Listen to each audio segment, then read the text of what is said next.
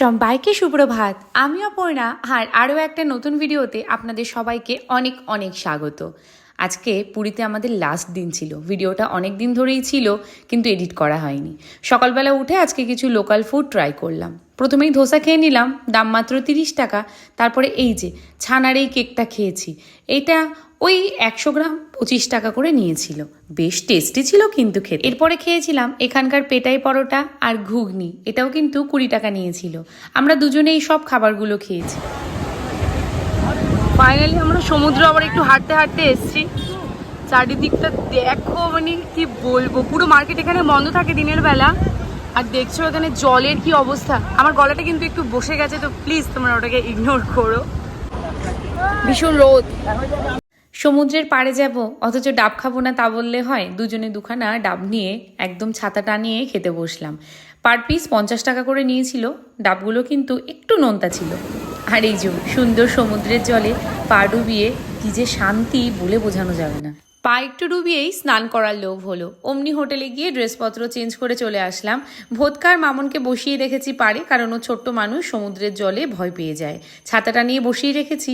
আর এই সুন্দর দৃশ্য দেখতে দেখতে আমরা এখানে একটা শিবলিঙ্গ বানিয়েছি, সেটাতে না জলও ঢেলেছিলাম।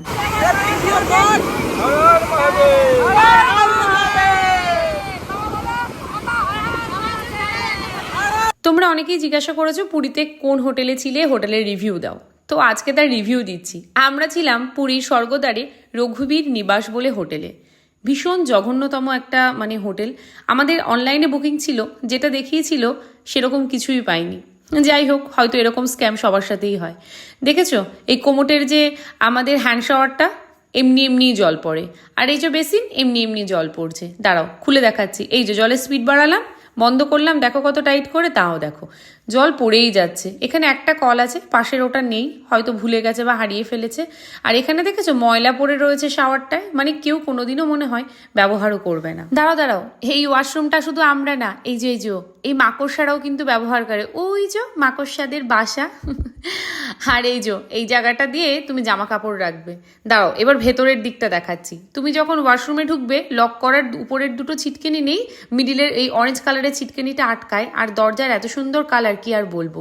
সাথে ঘরের কালারটাও সুন্দর, দেখো পানের পিক ফিলে কিরকম নকশা এঁকেছে। তার পাশেই আছে এইরকম একটা ঝাঁ চকচকে ড্রেসিং টেবিল, আর ঝাঁ চকচকে একটা প্লাস্টিকের টেবিলও আছে।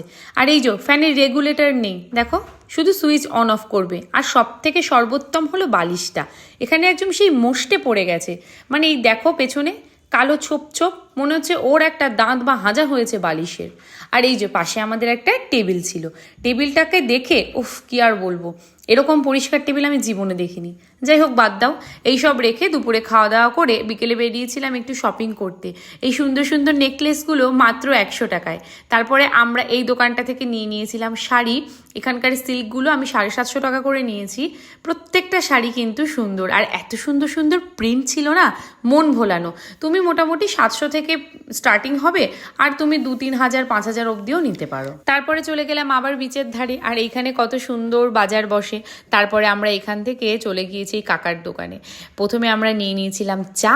গরম গরম চা খাওয়ার পরে আমরা নিয়েছিলাম এই যে লঙ্কাগুলো দেখছো, এই একটা লঙ্কাকে 6 টুকরো করে ভেজে দেবে, 30 টাকা প্লেট। সেটাই খেয়েছি। এই খাওয়ার মজাটা কিন্তু একদম আলাদা। ঠান্ডা ঠান্ডা হাওয়া, সাথেই গরম গরম পকোড়া, উফ।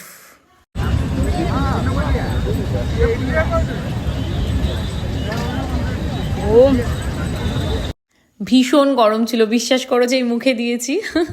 ওখান থেকে আমি সোজা চলে গেছি সামনে একটা মিয়া মোড়ে।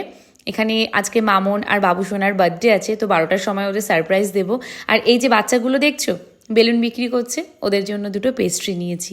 সত্যি মুখটা দেখে কি মায়া লাগছিল গো। আর একজন দেখো ওই যে টুলের উপরে শুয়ে পড়েছে। আমি অনেকবার ধরে ডাকছি যে হ্যালো হ্যান্ডসাম, ওঠো ওঠো। দেখো কতবার ডাকার পরে এই বাচ্চা দুটো উঠলো।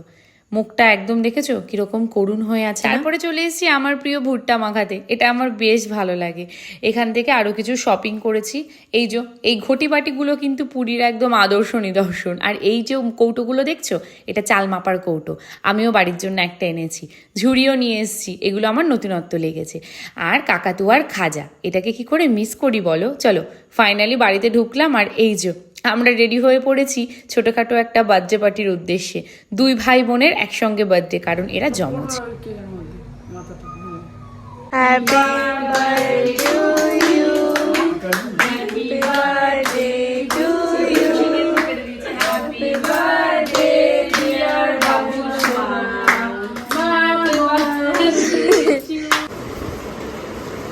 এবার তো তোমার সেই ক্যামেরায় দেখাই গেল।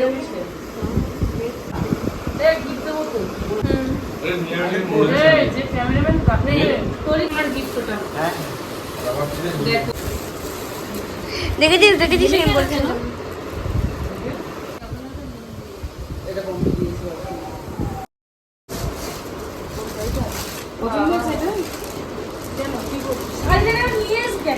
আমি একটা শাড়ি নিতেই চাইছিলাম, তা ভাবলাম ওই শাড়ি যখন আমি নিই ওই ছেলেটার কাছ থেকে সেম শাড়ির আঁচলটা দেখ, এটা কমপ্লিটই দিয়েছে।